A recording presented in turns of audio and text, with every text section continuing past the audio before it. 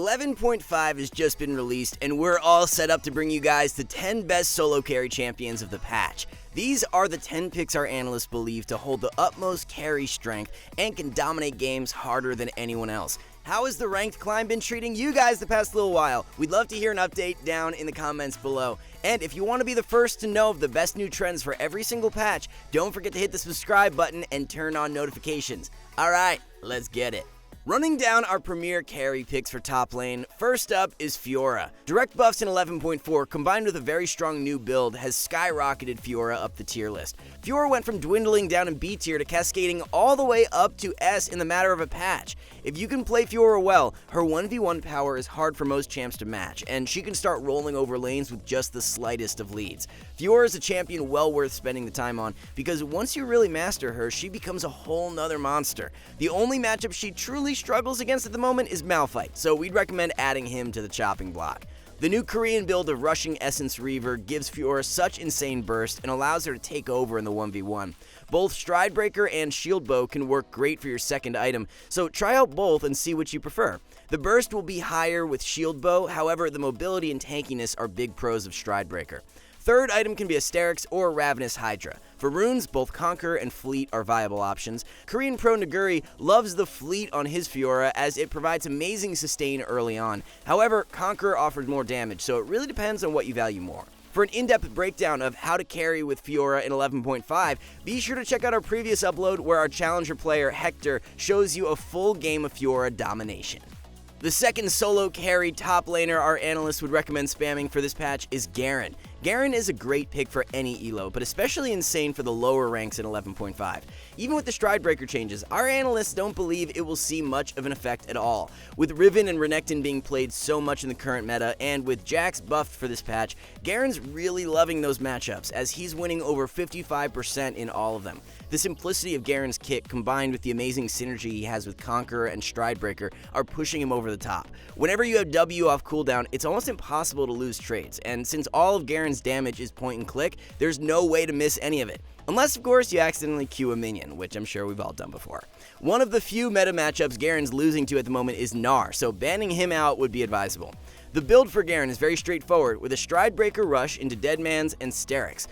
Runes are also super simple, with Conqueror as your keystone and Resolve secondary, with scaling options in Conditioning and Overgrowth. Let's make our way into the jungle and have a look at our two solo carry picks. Starting to take over the meta since last patch has been Elise. With hard farmers becoming slightly weaker, it boosts up these strong early gankers like Elise, and she's been reaping great benefits. Lee Sin was also just buffed last patch, so his play rate is shot back up, which is great for Elise as she performs super well in the matchup.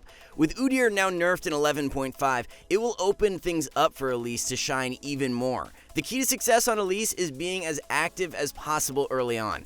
3 camp into gank can get one of your lanes snowballing super early on, and then picking skirmishes at Crab can extend that even further. If you're patient and can wait for the enemy jungler to face check you, Elise has such amazing burst. After landing that point blank cocoon, there are very few junglers who would be able to turn on you afterwards. Elise has just the best dive potential for any jungler due to her repel, so there's just so many aspects of her kit that allows you to run over the early game. For your build on Elise, rush a Night Harvester into Lichbane and then Zhonya's. Take Electrocute as your keystone to further enhance your burst and combine it with Sorcery secondary running Nimbus and Water Walking. When will this champion actually fall out of meta? Hecarim has been trampling over the rest of the competition for such a long time now and is still an insane solo carry pick for 11.5. Great gank power, strong clear, pretty simple to play, tankiness, and damage. All these pros add up to mold Hecarim into a solo queue beast, as very few other junglers have as much as he does to offer. With Udyr, Rammus, and Skarner all nerfed in the last 2 patches, it's another reason as to why the priority on Hec will rise even further.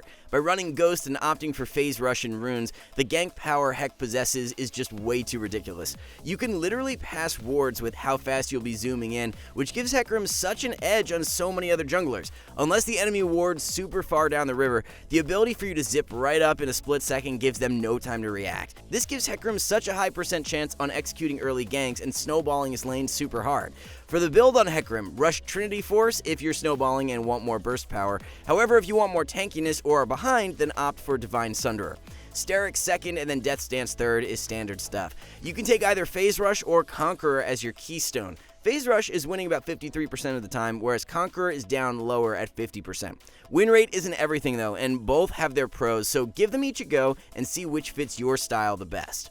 Kassadin's had a pretty amazing redemption arc here over the past few months, as he was once the worst mid laner in the game during preseason. With many different changes, Cass has now found himself on top of the meta once again as a force to be reckoned with. The Everfrost buffs from 11.4 are really what pushed him over the edge. Cass has always been regarded as one of the best scaling champs in the game, but even just on Everfrost completion, you can start taking over. His early game is way less punishable than before due to all the sustain and runes, and if you run Teleport as your secondary summoner spell, you won't even fall behind early on. If you're in need of a good counter to Katarina, Fizz, Echo, or Anivia, then there's really nothing better than Cass at the moment. Banning out an AD assassin like Talon is a great idea, as he's one of the few matchups Cass struggles with. If you're new to the champ, then make sure to use the correct ability maxing. In AP matchups, players take 3 points into Q to help out with early laning, and then proceed to max E out completely to help with wave clear. In AD matchups, a lot of players only put 1 point into Q, max E first, W second, and then Q last. You don't get any benefit from the magic shield in those AD matchups, so it's way less beneficial to max Q. Build-wise, rush Everfrost, followed by Archangel second, and then Zhonya's third. In more difficult matchups, take Fleet Footwork as your keystone. However, in easy lanes where you have kill pressure early on, Electrocute can work really well. One of the elite solo carry assassins that's been in a great spot for a while now is Fizz. The most played mid laner in the entire game at the moment is Yone. This gives Fizz such great viability in the meta, as he's one of the best champions you can play in that matchup. Fizz is really great at taking these short burst trades, so if he's up against someone who relies on extended trades like Yone, Fizz can run all over them. The new Korean build that has been on the rise gives Fizz even more one-shot and burst power. With Ionian boots buffed a few patches back, those were really great changes for Fizz too, since stacking haste and putting your ult on a super short cooldown allows you to find picks so often. The only big weakness to Fizz is his first couple levels, so play for your level 3, use the sustain from Corrupting Potion to stay topped off, and then look for more aggressive trades once you hit 3. So, for your build on Fizz, rush Azanias and pick up early Ionian boots. Grab that Luden second and then transition into Lichbane third. Electrocute and press the attack can both work well for your keystone. Electro is a lot more popular, but PTA is very underrated. We're finally starting to see a breakthrough in the ADC meta over the past patch, as Jinx has shot up in priority. After receiving multiple direct buffs along with other ADCs being nerfed, it's time for Jinx to enjoy the spotlight. Jinx has a much stronger laning phase now after the base HP buff from 11.4 and the Fishbone's range buff in 11.3. With the arm time on Flame Chompers being reduced as well, it gives her more consistent ability to chain CC when paired with aggressive supports, leading to more early game kills. Pair Jinx up with Thresh, Leona, Rell, or Blitzcrank, who are all top meta supports, and the ability for you to come out of lane with multiple kills is very likely. Jinx has always had one of the best 2-item spikes for any ADC, so being able to reach that easier now with more early kill threat is super nice. This build consists of Kraken Slayer into Hurricane. You can swap out Kraken for Gale Force if you value the dash, as both can be great depending on the game. The way Hurricane synergizes with Jinx's Fishbones gives her so much AoE damage potential, making her one of the best mid-game teamfight ADCs. To round out your core build, pick up Infinity Edge third. Conqueror is Jinx's best performing keystone, and you'll want to pair that up with Domination secondary, opting for Taste of Blood and Ravenous Hunter.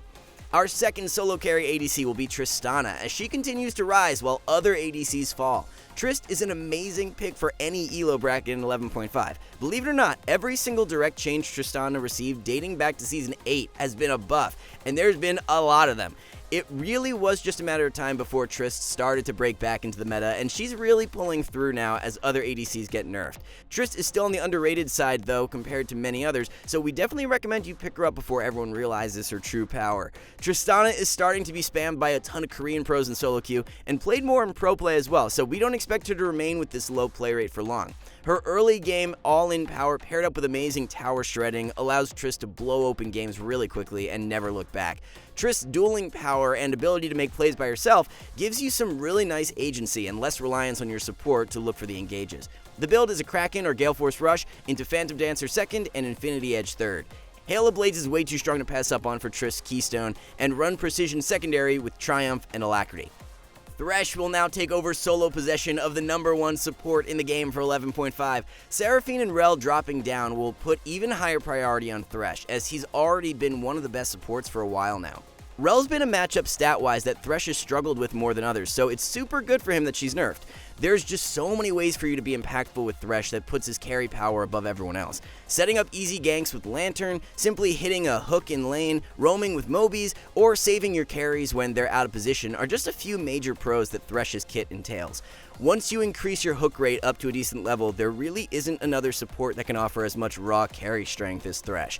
Setting you up with the build, rush a Locket into Zeke's and then Knight's Vow. Don't sleep on Shralia's though in games where you're popping off early, as it gives you amazing engage potential. Grab Guardian as your keystone and then Inspiration secondary with Biscuits and Cosmic Insight. Leona will find herself back on top of the support meta for 11.5 around a very similar power level to Thresh. She's definitely a little bit easier to pick up right away compared to Thresh, so if you're wanting the most instant success, then we'd recommend siding with Leona.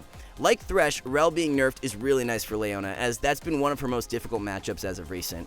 Early double kills are Leona's specialty, and in order for you to take advantage of that, be looking to push for the level 2 and strike as soon as you get it. If you can reach level 2 before the enemy laners, then your all-in damage is really crazy and can lead to you winning the game in the first few minutes. We like Leona even more for the current meta, as strong ADCs who can follow up on her engage are being played way more. Both Jinx and Kate have had a spike in play rate from their 11.4 buffs, while Jhin is still being spammed and Tristana is on the rise. Pair Leona up with any of these champs and it'd be more of a surprise if you didn't come out of lane with a massive lead. The standard build for Leona is the exact same as Thresh, with a Locket into Zeke's and then Knight's Vow. Roll with Aftershock as your keystone and grab Inspiration secondary running Hex Flash and Cosmic Insight. So, now that you're all set up with the best solo carry champions for every role in patch 11.5, don't waste any more time and start taking over your games. Be sure to watch out for our new Korean builds video going up tomorrow, and for more content to keep you on top of the meta, don't forget to subscribe and turn on those notifications if you haven't already. Thanks for watching, everyone. Good luck out there on the Rift, and we'll catch you in the next one.